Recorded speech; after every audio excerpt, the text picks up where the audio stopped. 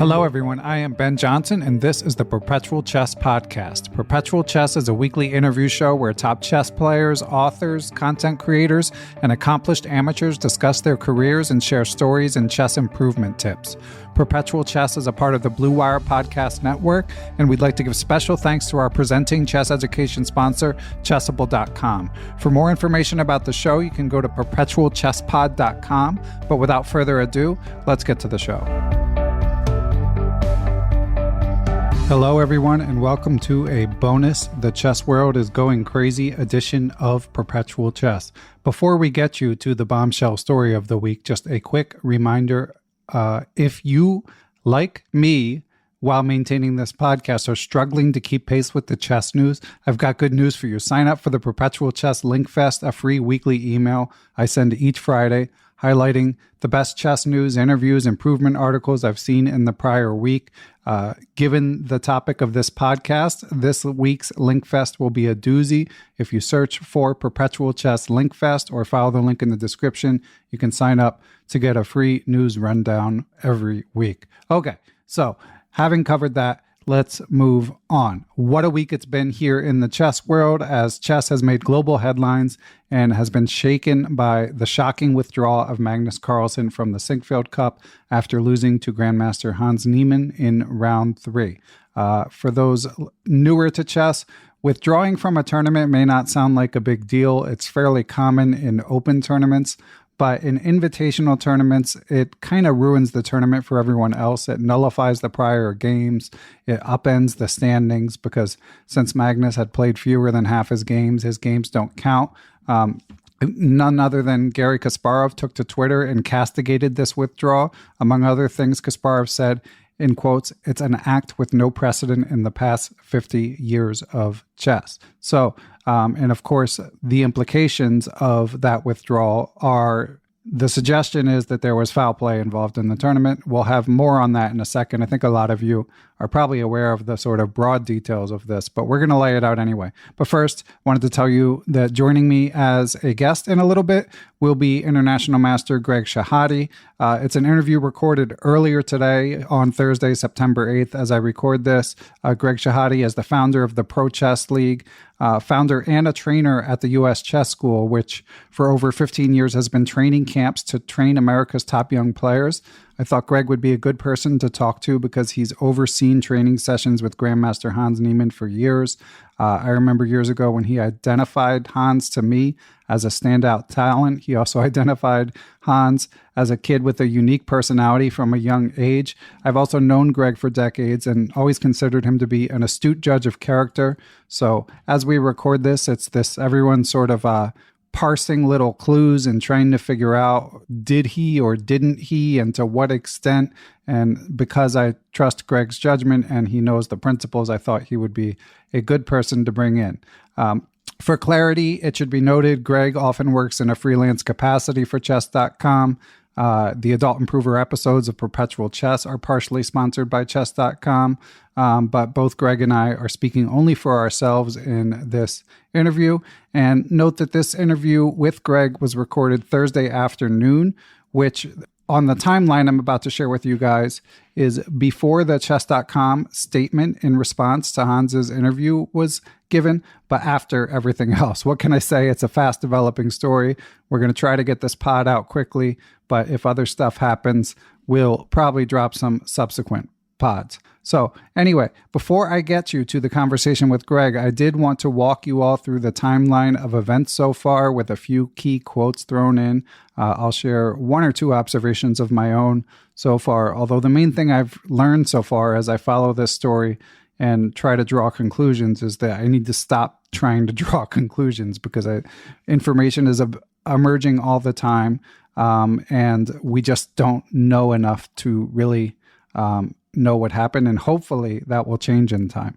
And I wanted to give thanks to Chess Reddit. There's the one thread in particular there that highlights all of the major developments and reactions. So you can just read this list of like 50 things in sequence that happened. So I'll add a link to that in the show description, and it's still being updated. So I encourage curious listeners to keep up with the story that way in between podcasts if you're not obsessing about it like I and many other chess fans are. Okay, so let's walk you through some key events that happened before we get to my earlier conversation with Greg Shahade. The first event, I would say, the precipitating event of Magnus withdrawing from the tournament with the implication that Hans Niemann was somehow cheating is the widespread inference. Anyway, the first thing that has to be noted is that Hans had a historic meteoric rise up the chess rank, gained 200 or so points in less than 2 years to reach the 2700 level. That's extremely rare to make a improvement that quickly, although not totally unprecedented. And unbeknownst to most of us, including me, during that period, Hans had been banned from chess.com at least once for using online engine assistance. He admitted that in his interview after round 5, or at least he admitted some transgressions. So we didn't know that at the time. When I interviewed him in March, I didn't know about that, but that has now emerged. But okay, he's in the tournament, and as far it has never been proven, as far as we know, he's never cheated over the board, which some people draw a big distinction, some people don't. Event number 2, Richard Rapport pulled out of the Sinquefield Cup due to COVID protocols, and Hans Niemann is announced as a replacement less than a week before the tournament is set to begin. Event number 3, the tournament begins. Niemann is the lowest rated player in the field. He gets off to a hot start with 2.5 out of 3, including an endgame win with Black in round 3 against Magnus Carlsen. So that takes us to Monday. It's still a normal tournament. Niemann surprising so far. And as you probably heard, Monday before the round, Magnus unexpectedly withdrew. He gave no explanation for the decision. He tweeted only a video of football coach, soccer coach, whatever you want to call it, Coach Jose Marino saying, "I've said too much," in which he's known to complain about the officiating, So this statement or lack thereof was widely interpreted as an implicit suggestion of foul play in the tournament, an interpretation that was bolstered by increased security measures from the St. Louis Chess Club starting in that round, including more thorough searches of the players, including Hans Niemann. They also moved the broadcast to a 15-minute time delay, presumably to make it more difficult for any competitor to receive signals or outside assistance. During that day, on Labor Day, Monday, streamers such as Hikaru and Eric Hansen confirmed the widespread interpretation that Magnus was suggesting that there had been foul play, and they offered their own perspectives on their experiences with Hans. And while neither of them, I don't believe, outright accused Hans of cheating over the board, you could definitely say that they impugned his character. Some of their allegations, of course, were confirmed when Hans subsequently confessed that he had cheated online before, in online games, that is. Okay, so in the coming days, we've got reactions coming from every corner of the chess world. Some defended Niemann, others pile on. MVL said, Aronian said, "My colleagues are paranoid," was his initial reaction. MVL said, "It's basically become a witch hunt, and the effect it can have on Hans is actually quite devastating." Others seemed suspicious of Hans, or at least seemed to not know what was going on in post-game interviews, such as Firouzja and Nepomniachtchi. And the biggest story subsequent to this initial announcement came, as I mentioned earlier, when GM Hans Niemann himself was interviewed after his round 5 game. I'm guessing a lot of you saw that interview. It was incredibly compelling. Whatever you think of his guilt or innocence, or his character, it was must-watch viewing if you haven't seen this interview. So in this interview, Hans Niemann confessed to having cheated online at ages 12 and 16, but he categorically rejected the suggestion that he's ever cheated in over-the-board chess. He noted that after the game with Magnus Carlsen, he suddenly discovered that his chess.com account had been closed, and he was disinvited from the upcoming Global Chess Championship, and he hadn't gotten an explanation or communication up to that point. So among other impassioned things in that conference, that interview with Grandmaster Alejandro Ramirez, Hans Niemann said, quote, "I'm not going to let chess.com. I'm not going to let Magnus Carlsen. I'm not going to let Nakamura," who he felt amplified the cheating accusations on his Twitch stream, "arguably the three biggest entities in chess, simply slander my reputation," unquote. Niemann, as he had when I had an interview with him in March of 2022, he discussed the sacrifices he's made for chess, the 12-hour days he's been putting in studying chess, and mentioned that Magnus was a hero of his in his younger years. He offered to play tournament chess under any conditions, to, quote, "play naked if necessary," and said, "Chess is my entire life. I've sacrificed everything for this game, and I'm willing to do anything to improve myself and improve my game." By the way, one thing I should have mentioned earlier is in his prior press conferences to those, he was not especially lucid in describing his post-game analysis of prior games and when he was interviewed about variations. So that was one thing that led to some suspicion from Hikaru Nakamura and others.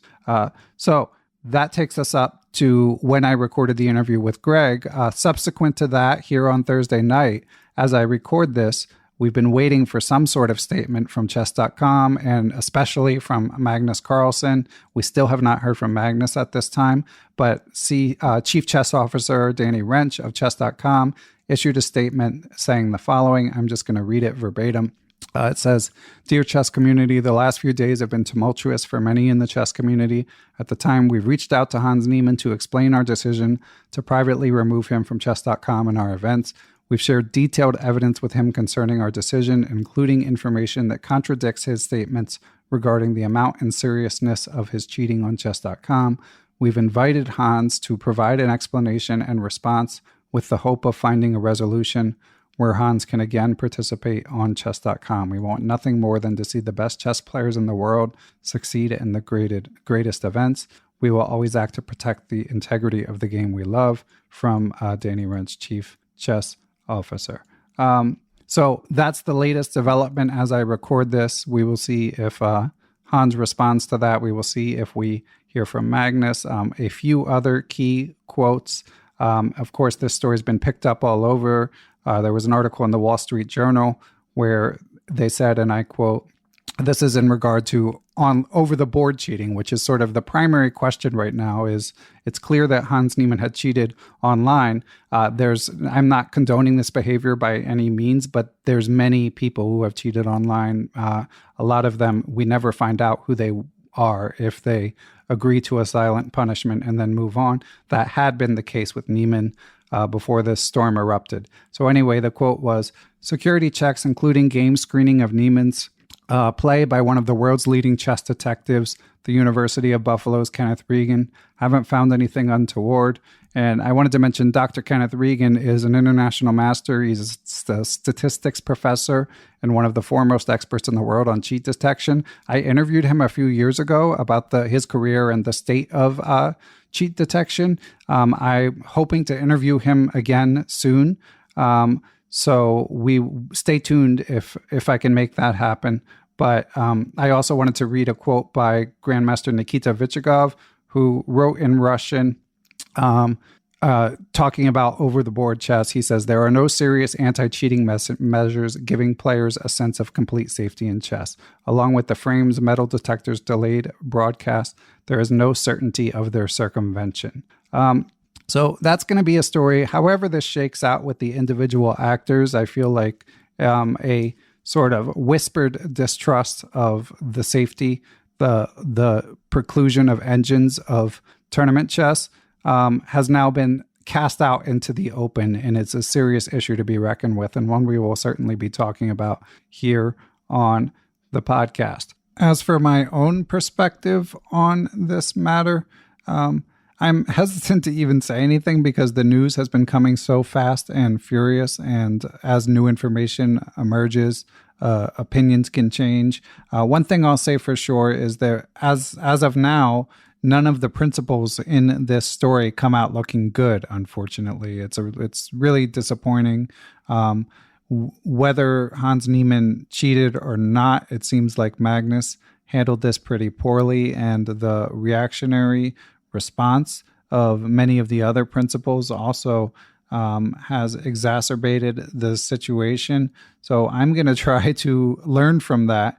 If I had a bigger platform, maybe I would have made the same mistake. But since I don't, and since it's 3 days later, I'll just say we've got to wait for more evidence to emerge. I mean, it doesn't, there's not been anything to suggest that Hans Niemann cheated in over the board chess. It seems quite hard to pull off, and he's obviously quite strong at chess. So those things suggest to me that he did not cheat in the games, but that doesn't mean that he's a hero.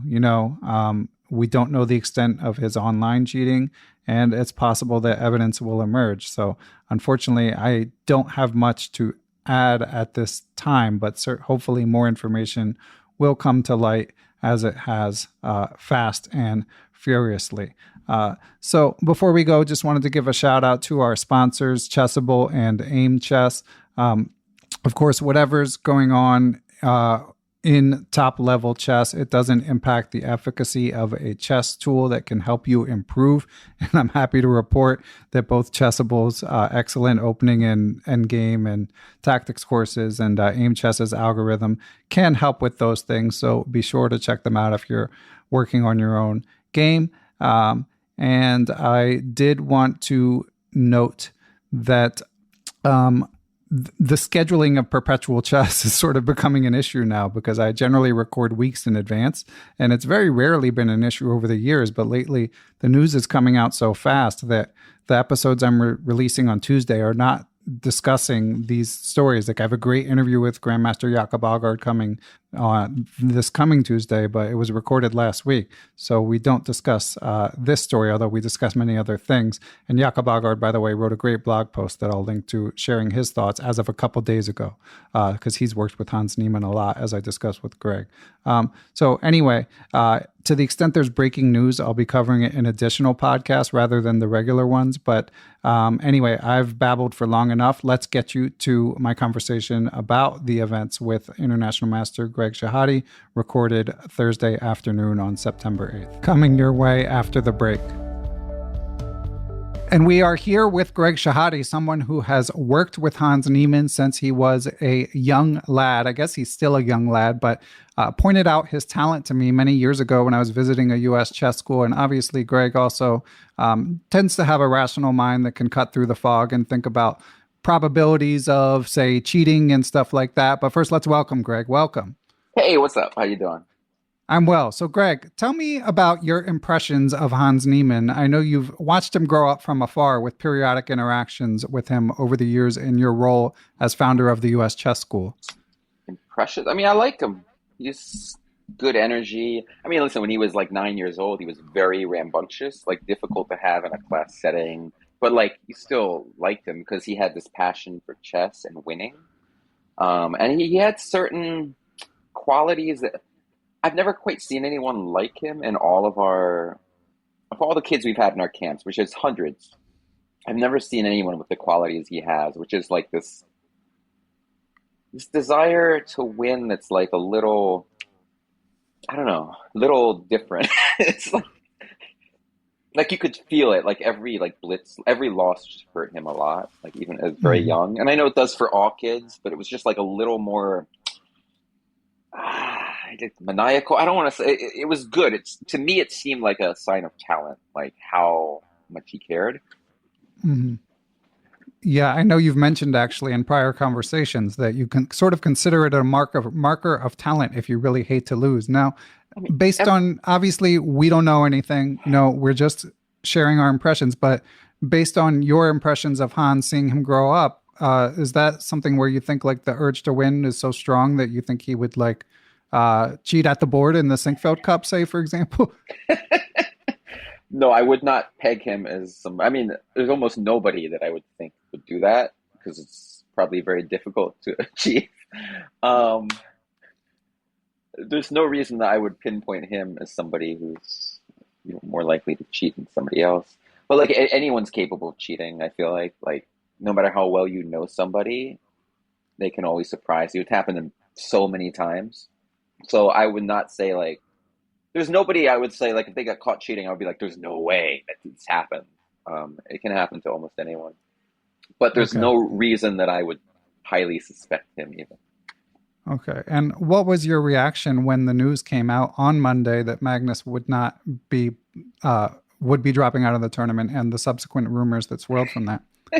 I mean, my reaction changed every 3 hours because new stuff kept happening. So I don't really know. I feel like it's the kind of thing where you just have to wait because, like, right now, like, the situation is untenable, right? Like, Magnus accused him of cheating. Like, that's 100% what happened. He didn't do it with his words, but, like, that's what's happening. Like, by virtue of not coming out and saying that he hasn't accused him of cheating, it's the same because everybody's talking about how that's what it is. So, now Hans has spoken. Nobody has given any evidence to how he's cheated. There's been no public information that, indicts Hans. So, like, at some point, Magnus is going to have to say something, and it's just going to happen eventually. I don't know when, but it will eventually. And We, where are you in terms of, say, your assessment of the likelihood that cheating has taken place? It seems pretty cheating, clear, but cheating in the actual tournament, like the yes, in the Sinquefield Cup. Sinquefield Cup. I mean, I would say it's low. I wouldn't say it's zero. Like, I mean, Yeah. I am not like some world expert, but I'd say it's more likely that he didn't cheat in that game.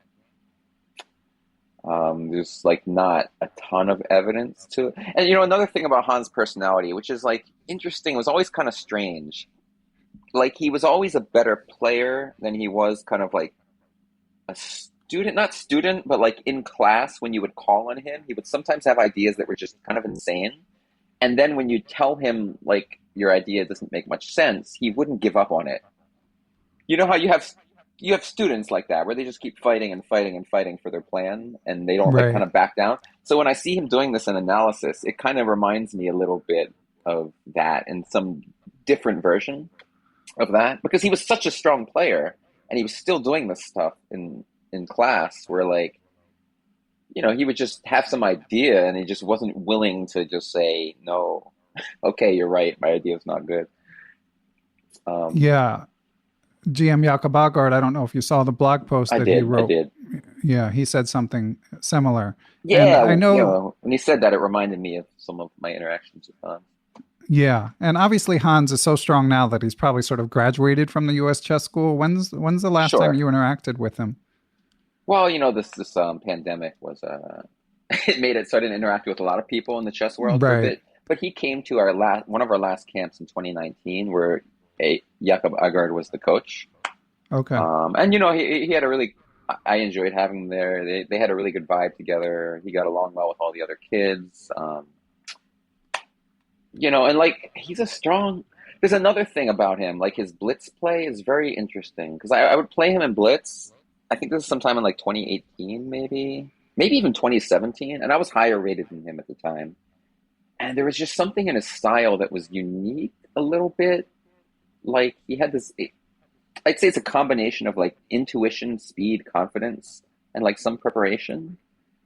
And it's different than any other young talents I played, and I don't know quite how to describe it. Okay. Yeah. And again, for the record, I mean, when I visited Greg many years ago at a US chess school, he pointed out Hans in particular and said that kid is really talented. And this is among a room full of chess talents. And I encourage listeners to listen to the Chicken Chess Club that came out this week, where Laurent Fressonnet discussed a more recent blitz match with Hans and said he's easily 2,700 blitz strength. And obviously, when you're playing casual real life blitz, there is zero chance of cheating as opposed to the whatever small percent we're discussing in Yeah. Sinquefield Cup. And what did you think of the interview, Greg, that Hans gave after round four? There was a round 4 one, there was a round 5 one, there was like a round Sorry, I three. meant round five. His Okay. defense. Hmm. I mean, it was convincing. There was like So this is the one where he kind of admitted that he cheated on chess.com at some point, Yes. but like very like vague details of what that is. Like I honestly, I work with chess.com in some capacity, obviously, but I actually don't know any details about that. Okay. Was there If anything I he did, I said couldn't that, say it, but I don't know any. So, well, was there anything he said that you know to be false? I mean, if I had to guess, this is a total speculation. I would guess that he maybe underplays it a little bit. Like he says something about like not rated games. Does he mean not rated FIDE? Does he not mean not rated on chess.com? I couldn't quite understand. Um, but I don't know, honestly. I don't remember like the timeline. I don't remember when he said the last time he got his account closed for it. Was it like 2 years or was it more recent? I think he said it was during the pandemic. Yeah. During the pandemic. So Yeah. you know, it's hard to say. Um, I can't say that like it proves he's innocent or that he's guilty or anything. It's just like kind of I don't think he cheated in this tournament. Like that's my guess, but it's not like 0% chance. Yeah. But I it's never 0% chance when somebody is like accusing you. There's always like something, maybe you missed something. Yeah, I think whichever side a listener is on, they should bear that in mind. I mean, and facts change. I mean, when the story first broke, I thought just sort of, as a lot of people it seemed online did, that said, Magnus must have good reasons for this. But as time goes on, it's a bit harder to fathom them. I mean, I can understand wrapped up in emotion, and Yeah. obviously Hans had a meteoric rise. So if you're going to suspect someone and look at the broad sweep, not just this tournament, you could see it. But I thought there must have I thought Magnus must have sensed something at the board, and now again, that's seeming less likely. Well, there's a lot of weird things too that people don't that I've been thinking about. Like Magnus probably has a lot of influence in this like Meltwater tour, right? And like Hans was invited to that last tournament in That's a good Miami, point. and so like, and he didn't do that well. Like he lost every match, but he won some games, and he said some like provocative things when he Right. wins, when he loses, whatever. Um, so like whatever is happening, it wasn't enough for him not to get invited to that tournament that Magnus is like obviously very intimately involved in. Maybe what happened, and this is just total speculation, is that Magnus played this game, he lost it. He watched this interview of Hans afterwards and was just like, "What the hell is it? Like this is how could I lose to somebody who talks like this?" Maybe. Right.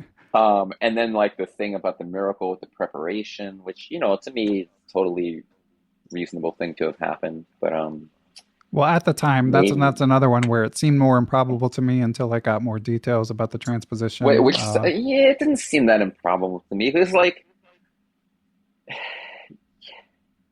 you just look at random variations and just I don't know. Like stuff comes up like that sometimes. I've had games where like some line shows up and it's like why did this happen?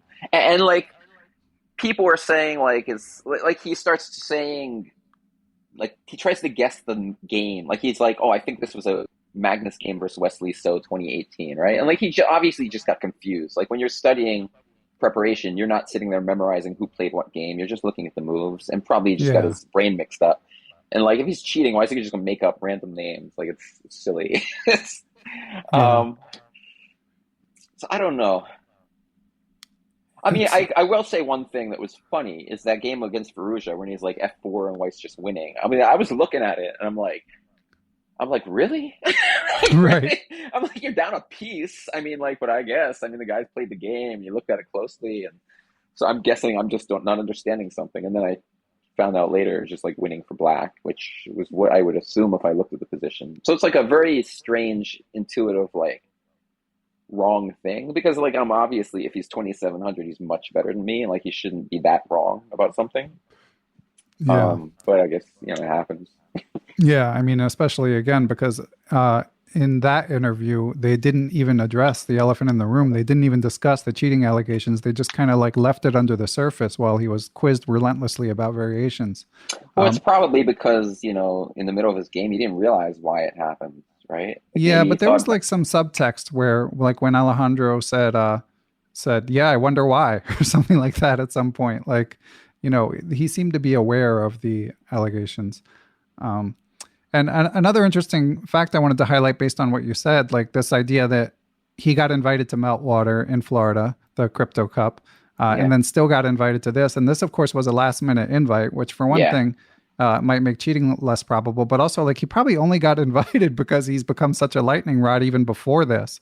And obviously it's, I know some people were saying someone like US champion Sam Shanklin might have been more deserving because he was higher rated at the time. We know he's in the US, so he can go on short notice. So it really becomes one of those sliding doors moments in chess history where if they had just invited Shanklin, we'd be having a nice, peaceful chess tournament. I wouldn't be turning off the broadcast after 10 minutes once I realized they're not going to talk about the controversy. They're just going to show the games. It's a lot different than things could have been so quiet. Yeah, I guess it's it's one way it could have gone. But Sam played the event right before it, right? Yeah. Okay, maybe they just wanted a different player. I don't know. But yeah, it's interesting why they chose. Especially, it's interesting that they chose him just because he lost every single match. It's just like he came off a performance that was not great.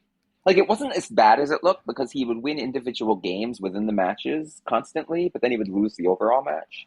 Like he beat Magnus, But it was a surprising invite to me. Yeah. And now things will never be the same. Although I do still think if Magnus were to, we're recording this Thursday, 3:00 New York time. If Magnus were to just say, I made a mistake, I rushed to judgment, I think things would relatively smooth over still at this point. But For sure. Yeah, at any moment, like if something is a miscarriage of justice, which I don't know, I don't have enough information, but it can be fixed very easily and people will be forgiving and whatever. So it's like, it's not the end of the world right now. Everything can be fixed. But if one side continues to insist the other person's cheating with no evidence, without presenting evidence, without saying anything, and then that person doesn't get invited to tournaments because of it, that's just wrong. And like, that's going to end like somebody's going to have to say something soon. Maybe they're going to wait till after the tournament, like maybe in the middle of the tournament. It's distracting. Everyone's trying to play chess right now. So they could be waiting.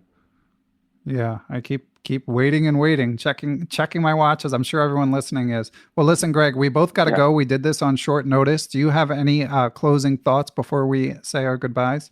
I don't know. I mean, I could talk about it for a long time, but. Well, is there anything that you feel like you've already had some good insights? Any other insights that you haven't heard mentioned widely, or that maybe something that you did hear that resonated with you? The stealing the opponent, like that Magnus got his prep leaked, is the most absurd, ridiculous theory I've ever heard in my life. Like, why would somebody be leaking his prep to Hans Niemann? I hear people talking about this, and it's just like anyone who says that should just mute them and never listen to them again because it makes no sense. I have a confession to make, Greg. What? You didn't think that? No, I don't think it now. But when the story first broke, I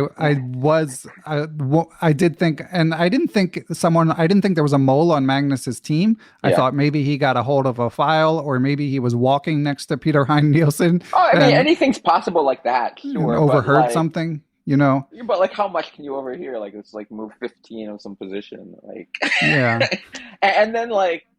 You're black. You're not like winning after this prep, and Magnus doesn't even know what Hans is going to play, right? So like, Magnus isn't. His preparation is not Hans is going to play this, so I'm going to play this. Magnus is preparing like multiple different things, and this is the line that just happened to occur, right? Yeah. Okay. Well, that theory is nonsense. Yeah, I agree. I've come to see that. I regret my early misinterpretation, but it was. There's a chance, like, I guess you could get it by accident, but is that even illegal? Like, I don't think it is. Yeah, and even if it were, I agree. It didn't happen. All right. Well, Greg, we appreciate it. I'm sure we'll catch up again on the podcast sometime in the future. Can't wait. And now that we recorded this, all the crazy news is really going to break. So congrats on helping me break the dam here. You got to post it real soon. Exactly. All right, Greg, take care. Right, see ya. Thanks to everyone who helps make Perpetual Chess possible. Big shout out to my producer, Matthew Passy. I'd also like to thank the Blue Wire Podcast Network, with whom we are proud to be affiliated. Be sure to follow us on social media, Beneficial1 on Twitter, at Perpetual Chess on Instagram, or you can join the Perpetual Chess Facebook group. You can email me, ben@perpetualchesspod.com. And of course, last but not least, I'd like to give major thanks to the Perpetual Chess Patreon and PayPal supporters. Those who choose to join that community based on their level of support can do things like submit questions for guests of the show, have access to live Zoom Q&A lectures with grandmasters who often have appeared on the show, going over chess games, answering questions, stuff like that. And you can even get access to ad-free Perpetual Chess if that's your preference. But most of all, thanks to everyone for listening, and we will catch you all on the next episode.